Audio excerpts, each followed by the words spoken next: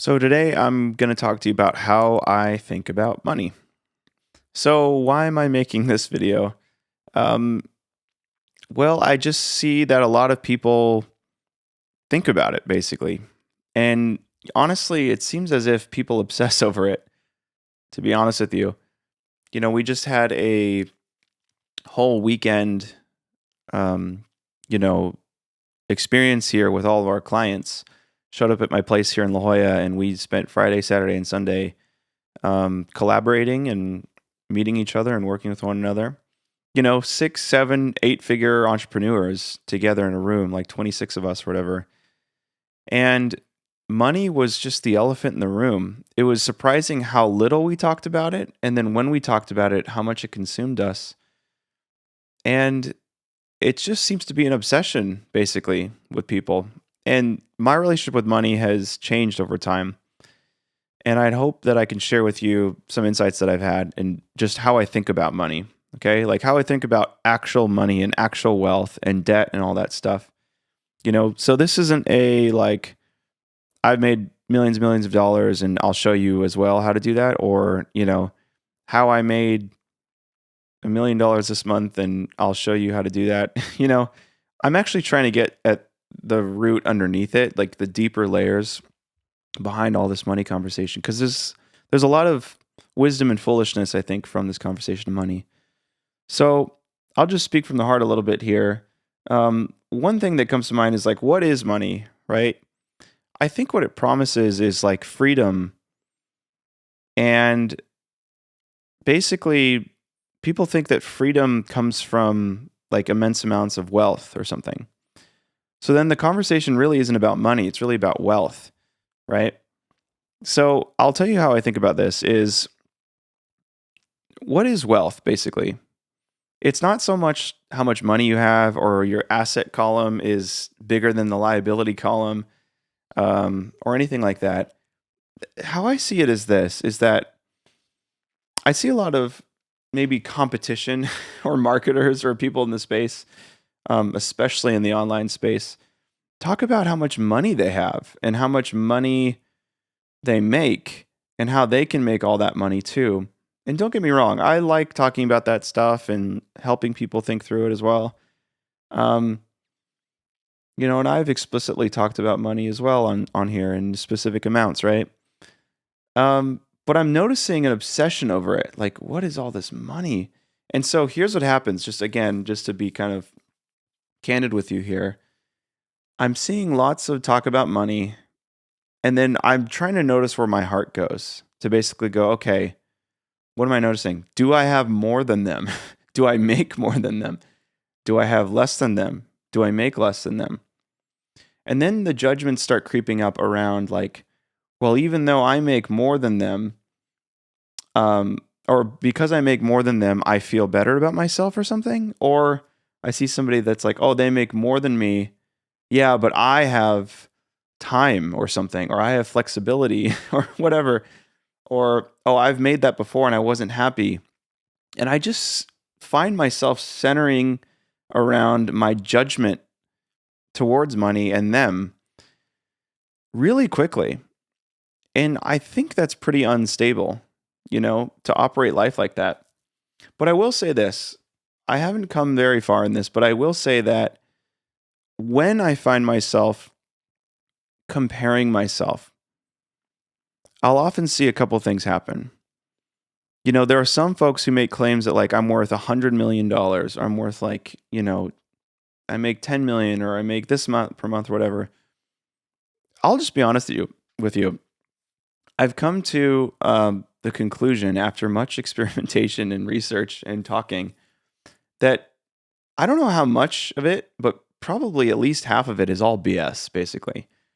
Like that number, there's some creative accounting there. So the whole judgment around money now goes, well, I know those are the claims, and I know I can see all of the things that you're putting forward. But there's a reason why I think people present money because I think they know that people want it and they have it. And it's a good place to be, I think, if you want clients or something. I'll tell you what happens in my heart though, after I've overcome like, oh, is it real? Is it not? No matter how much I have or the cash flow I have or the assets I have or whatever it may be, you know, I think deeply to myself, I'll just be honest. I look at the person who has lots of money or something, or the claims or talking about money. And if I feel any bit of jealousy or any bit of judgment, I'll tell you the thing that kind of keeps me a little bit more calm is I really think to myself, what is true wealth?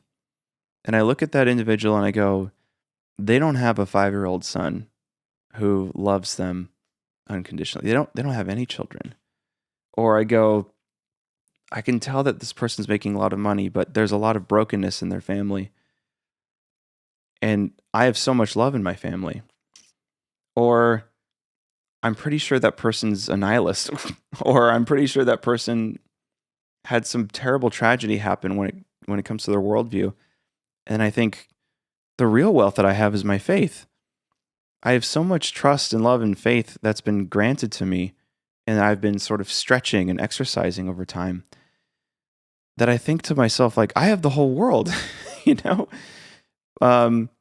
This faith that I have, like you can have riches, you can have cash, you can have cash flow.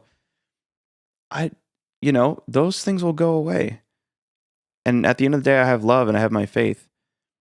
And you know what else is somehow I've managed to make money, make a lot of it consistently, but have so much time. And I'm really thinking, why am I doing that? Well, it's because I'm valuing time. You know what I mean? Like time's going by so quickly. And I think that there's a lot of people who think that you need to make a certain amount of dollars per month or per year or whatever, or have a certain amount of dollars or have a certain amount of whatever in order to buy back your time. To a certain extent, that's true, but you can have it now, basically. And I just go like, again, what is true wealth?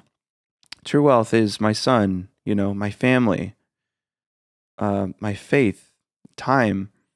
That's wealth. Like the peace and the joy and the contentment of life. And that's more than just like enjoying the journey or something. I think that's true wealth, honestly. And I think a lot of people have that. A lot of people with deep love or family or something like this or time, and a joy basically and peace and contentment through life that maybe don't make 7-8 figures a year or something. I'm pretty sure they have more wealth than the people who are over engineering their like narcissistic, nihilist, weird synthetic, financial economy for themselves to try to become billionaires. I'm pretty sure that wealth is fleeting, like it's not going to last. And the wealth that lasts is like, again, the love and the contentment and the joy that you have right now. So anyways, that's one point that I think about when I think about money. Like, what is money? What is actual wealth, right? And I just have to remind myself time and time again that I have all the wealth in the world if I really think about it, So, okay. So now how do I navigate the money playing field, basically? One other thing comes to mind when it comes to how I think about money is we, again, I mentioned we hosted, these great entrepreneurs here at my house, and we went through a bunch of stuff. And there was a couple people that spoke up, and these are people that had like really, really high income businesses, like multi 7 figures type thing each year. And one thing that they wanted help with is something that I sort of probed them on our onboarding was, you have all this money running through your Stripe account and all these awards or something, but what do you have to show for it? And it started a really deep conversation, I think, which is, thinking about money, moving money from like one person's bank account through your Stripe account into your bank account is, I guess, one way to think about money. But what was this thing that kept coming up, which is I had a 7-figure business and I don't do it anymore. And I moved on to this business and I have like 100 grand at the bank. Or like, what happened there? Or I built like a 7-8 figure business or whatever, and I have nothing to show for it. Basically, what happened there was, it's not that you don't have anything to show for it.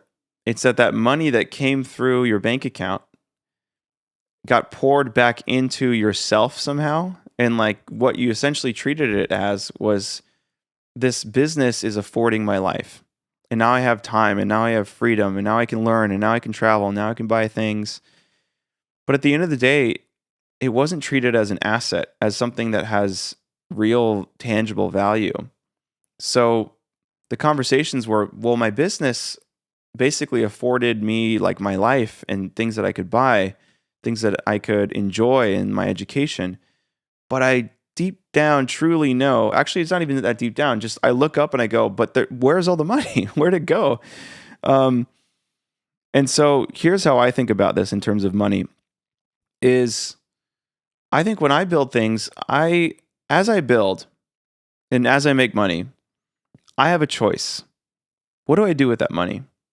And it usually goes into like three categories, which is I can reinvest this back into myself. So I'll touch on that for a little bit. This looks like, oh, right now it'd be really good to like hire some help with the kids or something. I don't know, something like that.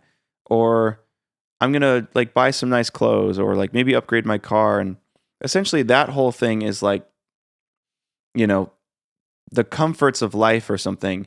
Those things help me do better at business, right? Another way to look at like investing back in yourself is like, well, I invest in some coaches, and I invest in, more education or something like this. And that's reinvesting back into yourself as well. So you take all the money and then you go, okay, I'm my biggest asset. So I'm going to build tangible and intangible things in my life to fuel myself up so I can become more of a beast at work or something like this. That's perfectly legitimate, right? That's one sort of category of things. The other category is as I'm making money, I go, okay, if it's not going to be reinvested back into myself, whether that's buying something or investing in coaching or something like this, I don't know. The second category is like, well, I'm going to invest it back into the business, right? So what that might look like is, okay, we're making money. Let's make a strategic hire. Or like right now, I'm doing like a rebrand of our business, college. And I'm going to take that money and then pour it back in and pay somebody to rebrand. And that will in turn bring in more revenue, right? So it's kind of a snowball. Or back into the business would be like, I don't know, my business, there's like these kinds of businesses that I help run, like there shouldn't really be much overhead, to be honest with you. But just big strategic moves, right? Anyways, there's that second category. And then there's the third, which I think is what the conversation was in my living room this weekend, which was I've built something, but I've got nothing to show for it. I think what that means is I don't have any assets, where I've generated multiple seven figures and all I had was reinvesting it back into myself for the business. But at the end of the day, I've got $100,000 in the bank or something, a couple $100,000. I don't own a home, stuff like that. And that's where I think the big confusion is where are the assets? So the way I think about money when it comes to building a business and managing cash and cash flow is you've got the business, right? And it should be generating cash flow, or at least it should be generating cash. Like different times cash injections come in, right? I think through, okay, in my season of life in business, what are the fundamental choices I need to make to take that cash and like deploy it? And I always look at the asset category, in real estate that you can rent out, so that's kind of my thing. Do I take that cash right now and put a down payment on a house? Do I take that cash right now and like invest it into some sort of short-term stock, which will go up in the next year, and then I take that and invest it into an asset, right? Or do I go, okay, I'm building something a little bit bigger than that, and I can hold off on that. I'm going to take that and invest it in like advertising, or I'm going to take that and invest that into people or rebranding or something, which will generate more later. And then from that cash pool, I can take and invest into an asset. But what I find the tension to be is once you get the business humming and you reinvest back into it and say you're at, 100K, 200K, 300K a month, you start creeping up past that. I know what one might be thinking. That's a lot of money each month. You made it. But this is where you fall into the trap of nothing to show for it. If you're sitting there at that dollar amount, making tons of money each month, you can't just go straight to, well, I'm going to reinvest back into the business and keep growing this. And then I'm going to get like a Porsche lease. And then I'm going to like increase my rent. You have to be careful there, because who knows how long you're going to be making that much money. For God's sakes, it's so much money, right? Each month. Who knows how long that'll last. And so what I think you should be thinking about, in terms of how I think of it as well, is at what point do you take that cash flow, that's consistent cash flow, that's not just cash, and go, what do I do with this? And you hear all these frameworks, right? Make sure you have $1 million in the bank, or make sure that you have all your debt paid off, or whatever. Okay, that's all fine advice. But at a certain point, you have to ask yourself, is this business an actual asset that's worth something, that I can sell, that at the end of the day has a 30-year track record? Most often than not, if you're an entrepreneur, you're not going to be doing one thing for 30 years. You're going to be an entrepreneur for 30 years doing multiple things. So once you're in that heavy cash flow position, I would think very heavily about, now's the time to take the cash flow that I'm getting and not live off of it, but take that cash flow and purchase an asset that's going to spit off less cash flow, but it's worth something for 30 years. And you just keep pouring that in, because eventually I'm a music producer, so this fader turns down. Eventually, who knows how long this business is going to last? But once it's gone, you don't go, I don't have nothing to show for it.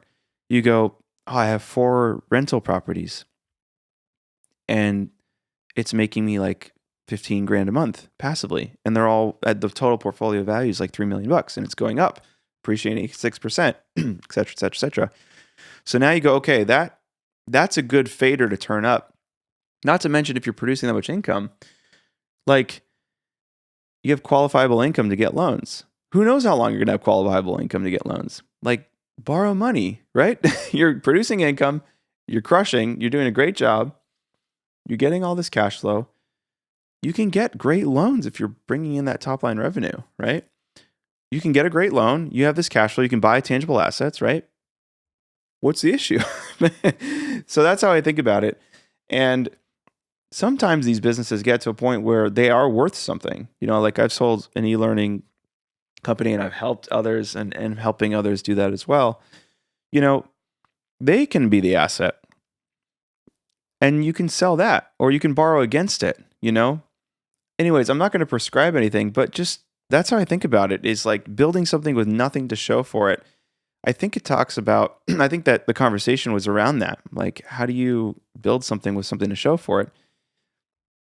So to put it very simply, it's cash from the business turns into cash flow,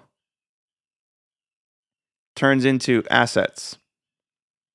And there's tangible and intangible things to be investing into, right? Cash, an intangible thing could be like a trip or something. Or a tangible thing could be like, I just bought this watch or something. I don't know. Or the cash is working. I'm going to reinvest. I'm going to make that back into advertising. And now the business is doing cash flow. Do I buy tangible things off of that cash flow? Or do I buy intangible things, experiences, assets, right? Or it's an asset. Can I sell it, right? Can I take the cash flow and then buy an asset that will pay me cash flow to maybe fund the business? And now you start snowballing it that way. But I look at that as like tons of leverage, basically, is to think about it this way. So this whole build something with nothing to show for it comes to mind. One other thing that comes to mind when it comes to how I think about money is, this is really a question for you, which is a question that I would love for you to sit with and really challenge yourself, right? Which is not what is your relationship with money, but what's your relationship with overhead? Okay. So what do I mean by this? Many people talk about the money that they can make or they are making or something. And I see this all the time, to be honest with you. I see tons of people saying, this is how much I'm making, or this is how much I've made, or here's how much I'm making per month. Do you want to do this as well? And all they talk about is freaking money, right? But I kind of know their situation a little bit. I can just tell. And I'm going, dude, you don't really have overhead. Like, your rent is like $5,000 a month or $2,000 a month or something like this. I don't know. But again, there's my judgment coming out, or my judgmental self coming out. But I'm going, okay, what are my thoughts around and judgments around overhead? And I'm going, oh, okay, I think I know what it is. Is just because you can make tons of money each month doesn't necessarily mean, I mean, you've provided value for sure, but doesn't necessarily mean that you are building character and that you have lots of responsibility. What I like to ask is, what's your overhead? And you'll find out who a person is really quickly based off of that answer.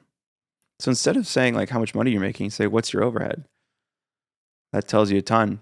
If somebody says like, oh, it's cheap, $600 a month, imagine how much you can get from that. Okay, interesting. That's how they think. They're trying to keep it low. Why are they keeping it low? Why aren't they raising it? Can they handle enough? Have they ever paid more? You start thinking like that, right? Or if you see somebody making a ton of money each month, go, what's your overhead?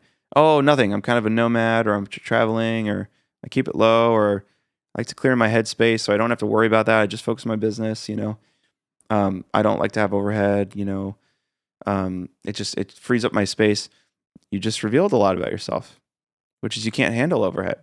You need nothing in overhead in order to operate your business. Just a thought. Now, I was like doing the math before I was doing this video. I'm like, what is my overhead? And it's a ton, like between all of our properties. Now, granted, things are paying for themselves. I get all that. But if things were to stop paying for themselves and I had to like work to do it, right? Like my overhead's like 50 to 60 grand a month between all the mortgages and like our things that we're like investing into, right? And like, yeah, we have like assets basically that like we manage. And that doesn't mean that it's not making that much each month. I'm just saying that on the balance sheet, I'm the business owner behind that balance sheet, right? So essentially what I'm trying to say is I'm every day waking up with the reality that I'm controlling that overhead. And what it's taught me is managing that overhead teaches me responsibility. Because I now have to think, well, I have to build a management company to bring in people to rent from our properties. Or I have like staff members or something, and I need to make sure that the income comes in to afford their life, And if you see these huge businesses, like at a certain point, the overhead, you can get to $100,000 a month just in overhead, right? But what I've seen is the relationship to overhead and how to manage that stress and how to manage that overhead. Actually, from my experience, it teaches you lots of responsibility. Can you handle debt? Can you handle other people's money? Can you handle bringing in income from multiple different revenue streams? Can you handle responsibility?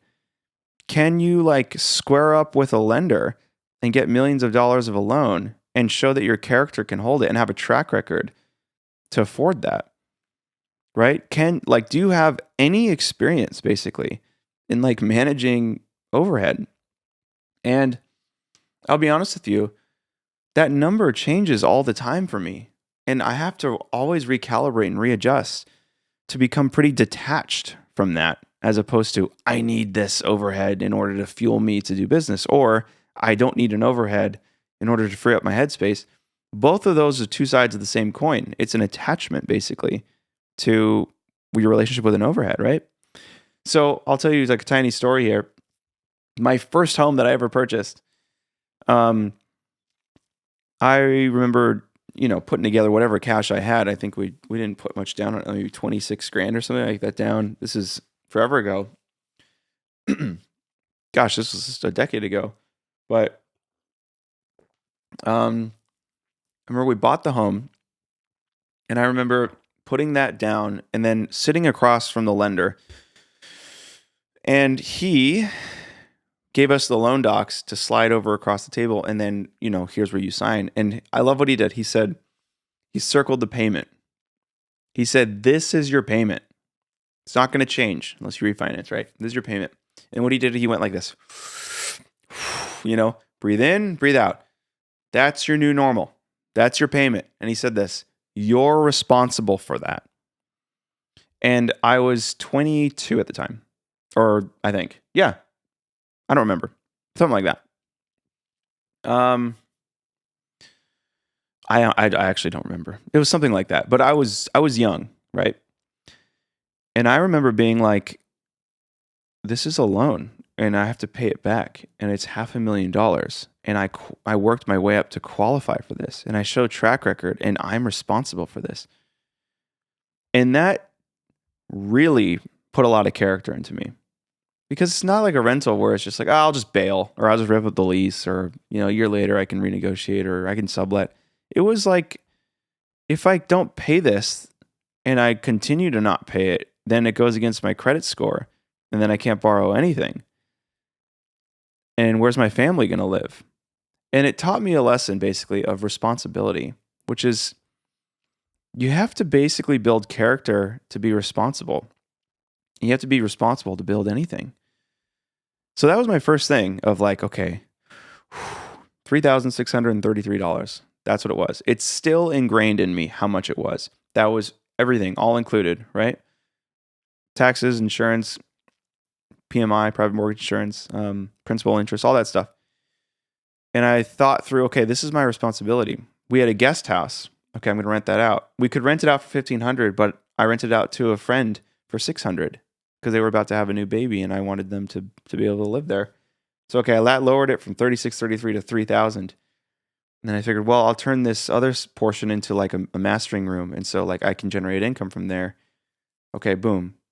And then like, what if my wife works and this. And so I started thinking of it differently, of how do I offset this overhead and control this, but still be fully responsible.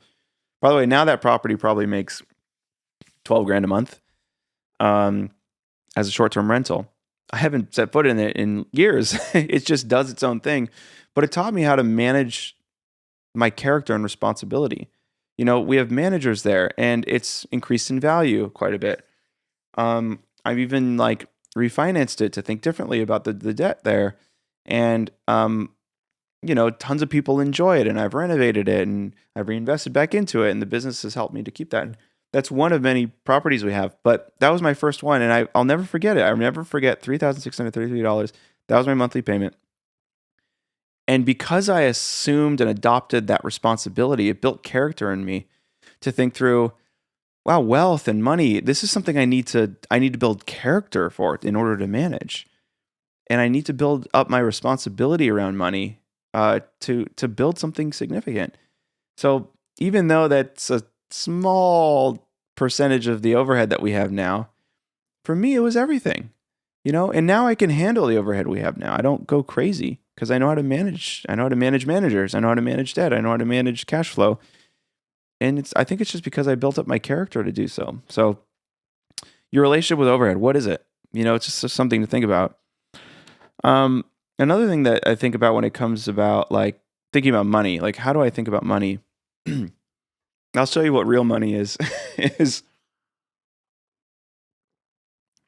real money, like not like I made X amount of dollars and you can too kind of money, but like real substantial wealth, real money comes from love. It really does. I've only experienced this in sort of future years, like recent years. But I remember I was building my first website ages ago, right before I was married, and my dad handed me a check. It was something like $3,000 or something to help build my website, and he believed in me. He knew that I was capable of many things, and that I just needed a website to help build this thing. I spent 100% of that on the website. Got married, went on my honeymoon, came back with no money. In fact, we were ripping over open envelopes for cash to see if we could pay for our honeymoon. Came back, and my website generated tons of leads, and I had an entire business built from it. And it's because he believed in me, and that money meant something. And that love that I felt from him when he gave it to me, it helped me out big time. and it was a gift. And he knew that he wasn't, I'm not going to buy you some like toaster oven or something. I'm going to give you something that, you know, will support your family. And I can trace back my entire businesses to that point. And, you know, it's the type of money that was given to me. It was a lot. I mean, maybe it's not a significant amount, but for me it was, because it was, even though it was like $3,000 or something, it helped me build this website when I was young and pour into who I was, and I took it and ran with it. But it came from love. And fast forward till now, we've got like tons of folks in our paid engagements with college, right? And there's a group that I have called Partners, and these people are incredible individuals, some of which are doing like $500,000 to $1 million a month, and not really working that much. It's pretty cool. But besides the point, these are all people of character. What I've learned from them is real money and real wealth comes from love. Here's what I don't mean. I don't mean that you pay people lots of money to extract from them and then kind of have the hobnobbery of like, oh, that person was really helpful, I'm going to like talk them up, and now I'm going to go apply their stuff. I don't mean that. I mean real wealth. I mean people like real killers. I mean, there's some folks in our partners community that, I mean, like they live in like the Cayman Islands and they have like real wealth, right? That just don't talk about money because it's so not what it's about. And as their asset column goes up, I'm talking about these real killers, as their wealth increases, as their overhead increases as well, what I find in those people is they will give so much and not ask for anything in return.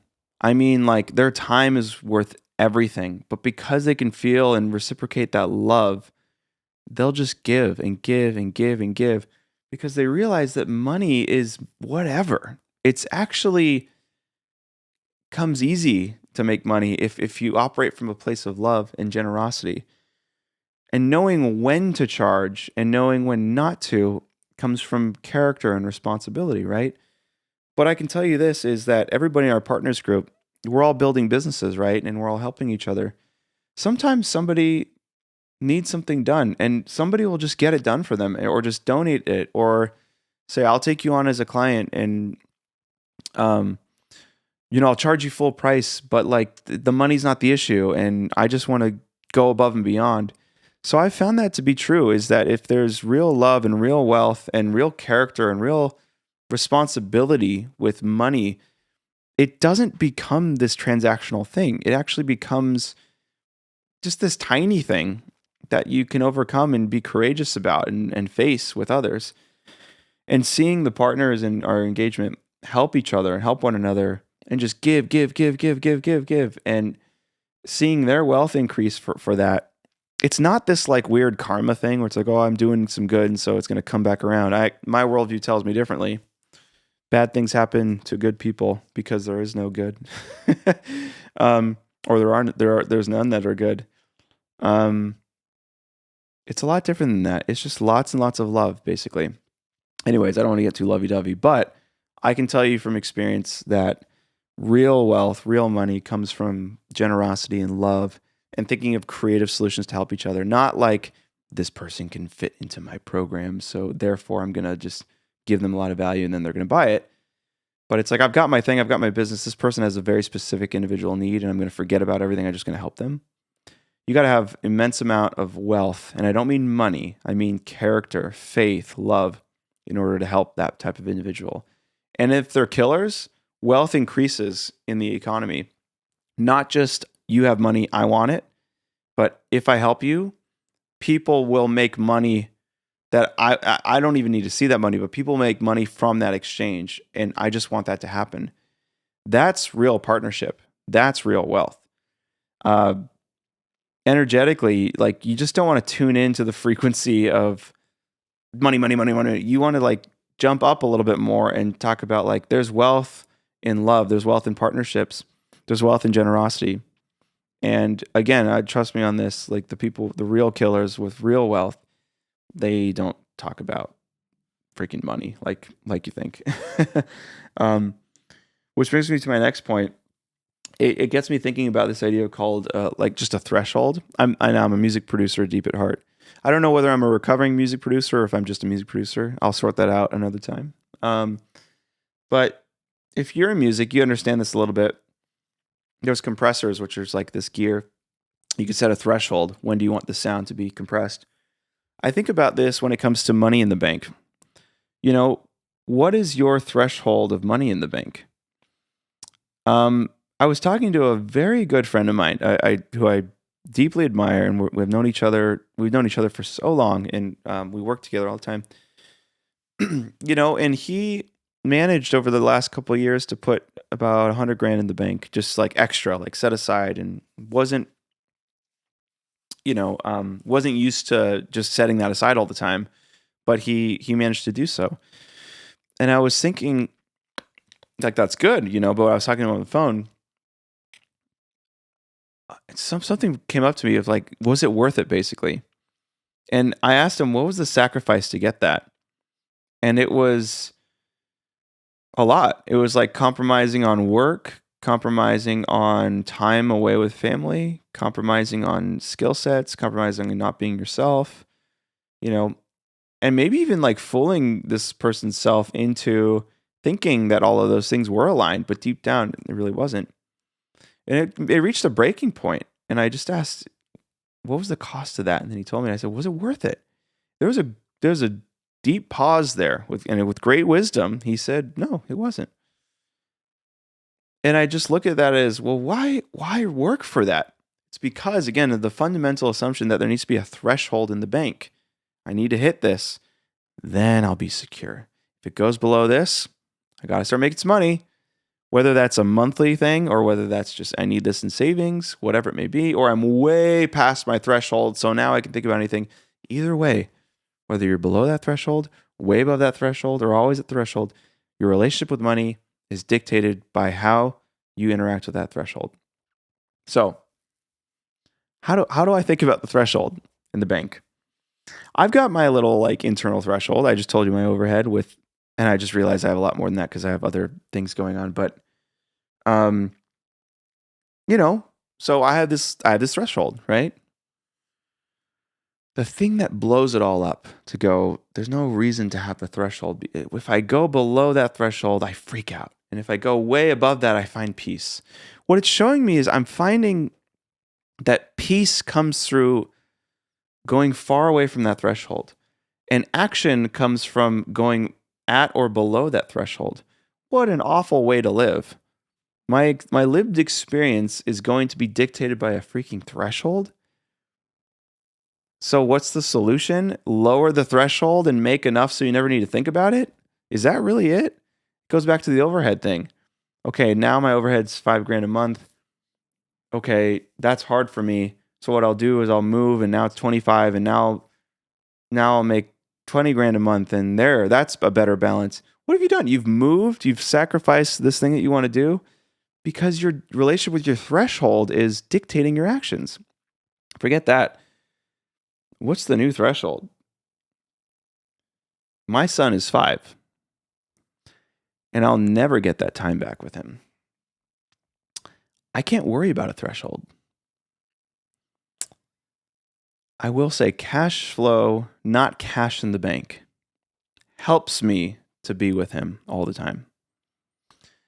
Thinking about a threshold of amount in the bank distracts me from what's right in front of me, which again is love, which is him, right? Which is pouring back into him, and which again pours back into my business. It sort of holistically aligns my life and business.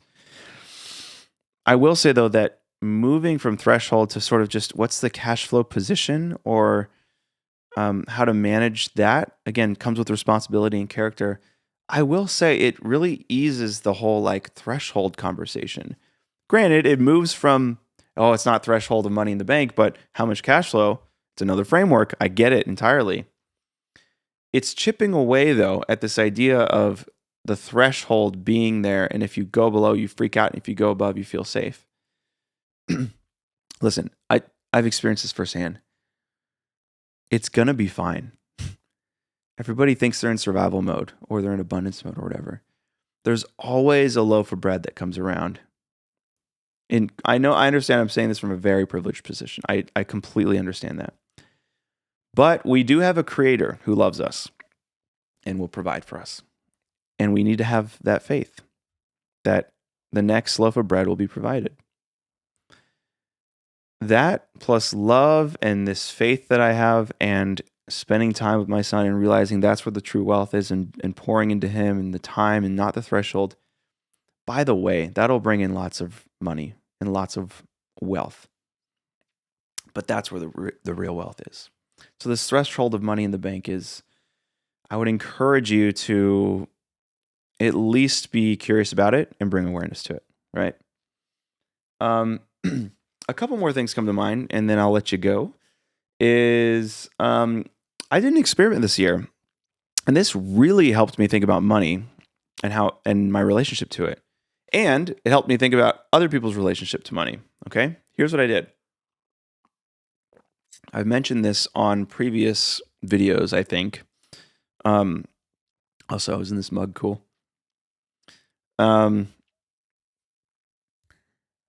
For 1 year, again, I sold my e-learning business at this time, and I didn't have a bee in my bonnet about making money or anything like this, at least not immediately. But for 1 year, I honestly thought I would do it for about 5 or 6 weeks, but I did it for 1 year, and I'm still doing it. I said to myself, okay, money, what's the relationship with money? Where's the value? What's going on here? And I did this experiment, and I could only do it from a place of abundance. But now I feel like I could do it from a place of, quote, scarcity as well. What if I created and this is the running kind of like thing I've told myself, a $50,000 a year product or mastermind or something like this? What would that look like? Here's what it would look like. It's getting entrepreneurs together, facilitating conversation every week, holding each other accountable, and having a community to support those people. I'm pretty sure if the right entrepreneurs got in there, it'd be worth 50 grand a year, easily. So I just said, okay, I'll do that, but I'll do it for free. So what did I do? I gave 100% of myself and my time to those calls. Some people might say, well, I would never do that for it. It wasn't that much. It was 2 hours a week, okay? You're busy spending 8 hours a week on team meetings and running your ads, right? So it was a pretty good setup, right? But you know what? For me, I was 100% present. I just told myself, I'm just going to be interruptible. I'm going to be present, and I'm going to be myself, and I'm going to treat this as a professional $50,000 a year mastermind. I'm going to pour into whoever's going to show up. That experiment blew me away. I had people making millions of dollars a month show up to those, ask for my thoughts and advice. I had people making nothing show up. I had people of unbelievable character making not a lot show up. I had people with horrible character making a ton show up. And I saw the value and the equation and the responsibility around money and the conversation around money just right in front of me. Here's what happened is, what did I learn? One thing I learned is everybody thought, what's the catch? That shows you a lot about how people think about money. Here's this dude giving up all of his free time, or 2 hours a week or something, to me. I can answer any question he wants. This is insane. What's the catch? And I constantly felt that. They would ask questions, and then I would just pour into them, and then I'd challenge them, and they'd literally say things like, dude, this is like, I'm in like paid masterminds that don't do this. I can't believe this. And then they would say, do you mind if I ask you some more questions? Yeah, dude, no worries. And then they would ask some more. And they literally kept saying, like, I'm so sorry, I have more questions. Just, this is insane. Like, this is free? You know? I'm like, yeah, dude, it's free, you know? Okay. You know, everybody was just so like, what's the catch? This is insane. And I think, actually, I don't know what I make of that, but I noticed that it showed me a lot about people and how they think about money and value. I went a layer deeper in terms of curiosity, and I said, why else are people showing up to this? What's the relationship with money as they witness me do this? And another sort of group of people thought this, not what's the catch, but I want to do what you're doing. Copy framework. So the questions they would ask is, how do you conduct these calls? And so how do you upsell? And so like, do you have a paid group? And then so like, how do you get people into this group? And like, so all the questions were around the framework. When I'm like, dude, can we stop talking about what I'm doing? Do you have any problems in your life or business? And can I help? From the place of love and curiosity and abundance and giving, I was there ready to present and help. But they wanted just, what are you doing? What's the framework? And can I get it? And I basically had zero tolerance for that. I'm like, the framework is this. You just show up and help people. Is that all you need? Well, how do you make money? What's the pay? You know? Oh my goodness. Don't get me started. I want to know what you're doing. I want to know what you're doing. It's now if there was money attached to it, or if there was tons of money and tons of talk of money and setters and people like, well, if you want this, you got to buy this. Then people wouldn't be confused about, I want to know what you're doing or what's the catch. They would go, okay, I get it. So he does this and then this, you know. But the framework just wanted to be copied. And so it shows if you do something valuable, people want to copy it. But what are you copying? You're just copying showing up and helping people. There's copy away, you know what I mean? So that was the other thing I learned.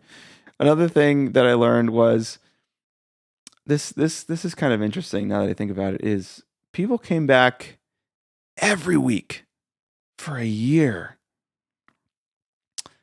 but never paid us to invest in themselves, ever. That says a lot. It taught me a lot. Imagine me showing up every week for 2 hours and the same people showing up, and I invest and pour into them. They come every week faithfully, they ask questions, they implement, but they never pay for anything that we offer. What I had to deal with was, is that okay? Is that fine? And I mean, ultimately I came to the grips with it, like, yeah, it's 100% fine. I signed up for this. Just help. There's no ulterior motive. But you know what? It taught me a lot about them too, which is, why don't they invest in themselves? And I'll say that the problems that they were facing were the same problems that they would bring. The problems that they were facing with their clients, I saw in them. And there's something about investing in yourself, even though the value's all there, that switches something internally that you have to face and walk through yourself. It's something I learned. The last thing I learned about this whole value call thing, 1 year for free, was fear around money on both sides, the people I'm talking to and myself, prohibits growth. Anytime I allowed an ounce of, I need to make X amount of dollars this month, and I'm talking to this person for free and they're not going to implement anything I say, and the advice is going to go one out the other, and I'm going to be patient and loving, and it's still not going to click, and they're never going to invest in themselves, blah, blah, blah, blah. And I have this thing that I need to deal with. Imagine the turmoil internally that I had to deal with. Anytime I allowed the fear to dictate that conversation, growth on both sides never happened. I had to set that aside and again come from a place of love. And that's where the real growth from me came. And quite frankly, the growth from them as well. Okay. Or the fear around money on their side, which is, hey, Blake, I need help. I want to steal your framework. And what are you doing this? You know, all that stuff. I became such a intuitive person to where I could sense the fear like that instantly. So I could say, can we just put all this aside? How's the financial situation doing? Complicated answer, complex answer, whatever. Okay, just for sake of clarity, can you tell me again? And then we revealed it. No amount of framework, no amount of value, no amount of advice can help you right now from me. You are fearful of money, and the frantic energy is keeping you from believing in yourself and growing. And right now, you need to hear that. You need to ditch that fear of money. So, detaching myself from it myself, I was able to see it very clearly in others and give them the solution they needed. And I can't tell you how many times I've received DMs or constant, just, Blake, you broke my cycle of scarcity. Completely, it's gone. I don't have any fear anymore. And then the abundance comes. Tons of things I learned from that.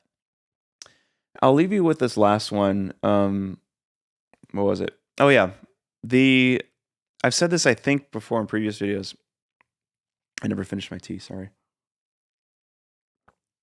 This is something we talked about this weekend and constantly in our paid engagements, which is, where's the real value? I mean, coming from a dude who does free value calls every single week, treating it like a $50,000 mastermind. But what's the value? What do you get if you pay for it? All that stuff. It just, one simple thing that we tell everybody, our clients and people and our members in our community and here in person was all of these internal struggles and fear and scarcity and all this stuff. But what do you get and the features and all this? One chop down to take the tree down. As our content director, education director says, one chop drop is what he coined. It's pretty good language. The one chop drop is, how do you charge? I've said this before. How do you charge the most amount of money and do the least amount of work? Now, that's not a framework to go, oh, brilliant, genius, But what it does do, it's an external prompt from me to basically go, okay, if I played that thought experiment out, I will reveal very quickly where I think my value is. Now, what I see is this, and I've experienced this internally and both with members and clients in our community. Internally, I've gone from charging $50 a song, rewind, $10 to $15 an hour in the recording studio, to $50 a song to master, to $75, to $150 to master, to $300 for a stem master, to $300 for a mix, to $600 for an album, to $1,200 for an album, to $1,000 for a day. I'm just thinking of all the little jumps I made. For $19.97 for a course, for $39.97, for $4,800, $6,800, $7,800, for $12,000, $30,000, profit share, $30,000 plus equity, and like increasing, going through that journey, I had to wrestle with, as it goes up, I need to do more. But the growth that I found is, as it goes up, fine, raise prices, cool, whatever.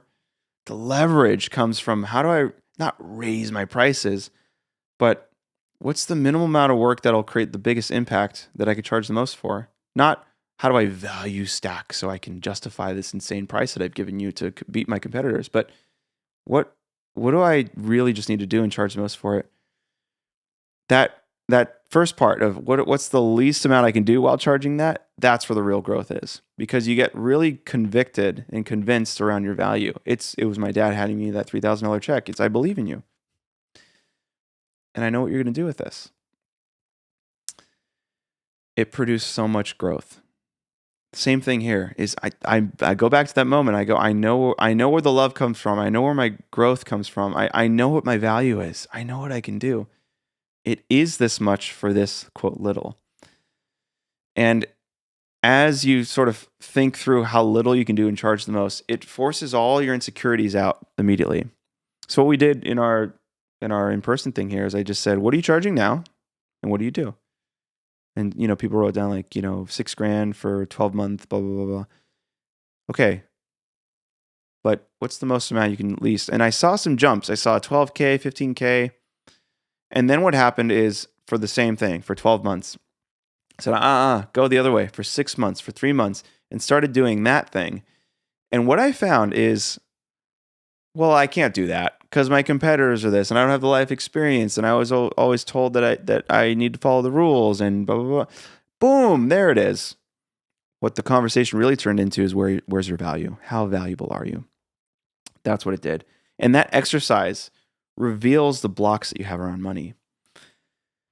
Here's a simple way to put it, okay? And this is fundamentally where I'm coming from when it comes to my worldview and how I think about money, okay?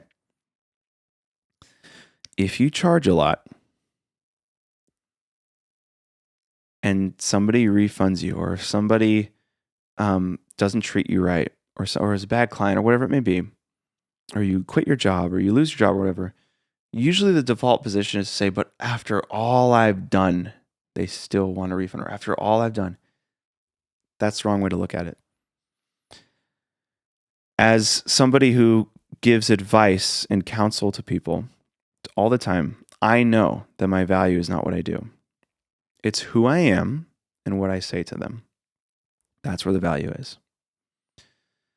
The shift that I see is agency owners charging $60,000 for something, or brand or creative directors charging $60,000 for paid deliverables. And then when they work with me and I show them leverage and I show them how to not do anything, they immediately $60,000, 6,800. Boom. And I go, what's going on here? I just showed you how to take everything that you do, your entire experience, the paid and everything, and bundle it down to where you're not doing it all. It's just does it all itself. And now you're charging. Now you're going to reward them for that work.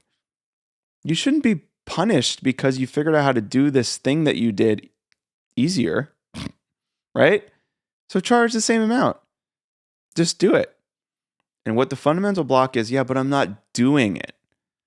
I've condensed it into content, or I have a team implement it, or I've given them the advice, or I show them, or it's only a couple calls and then they do it. And dude, we just found out that's the best way to get the transformation for the individual. That's the best experience. Why are you limiting your potential here? It comes down to this, but I'm not doing it. And that's where the conversation should reside. Is why do you think your value is in what you do? Why can't it be, and you've done all this, and now you just say it, and then it's done? More importantly, look at who you are. You've made something, you've built something. Look at the character and the responsibility that you've given to yourself, the type of person that you are. Forget what you've done, forget what you've built, all that stuff. That's the thing that I'm hung up on is, look at me, I've built, I started mastering.com and it's big, and it's now it's running, and all these other team members are doing it, and I'm out of it, and I'm this genius expert guy with online education, leverage, and business. I've got real estate. Who cares about all that? The thing that I'm focused on is I know my character. I know who I am. I know not what I've built. I know what I've been through, and I know who I am, and I know what's valuable, and I know who I am. Now, for me, that confidence comes from the cosmic creator created me, and he has given me new life in his son. And now he tells me who I am, and I've got the universe. I've got the whole world. I don't need to try to get $1 billion before I die. It'll happen, by the way, but I don't need to go for it. I know who I am. Therefore, I know my value. Therefore, I can charge a lot. Therefore, I can do very little, because it's not about what you do. It's about who you are, and who you are and your character will infuse yourself into the people you work with. And that usually comes through the things you say, the team you build, the message that you deliver. Your value is not in what you do.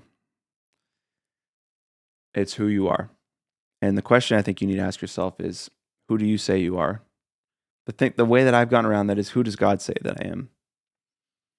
And that is a journey that I haven't come to the end with, because I'm still trying to figure it out. But it's given me enough fuel to do what I love and have character and make a lot of money and whatever, and finish my tea. So that's how I think about money. See you in the next one.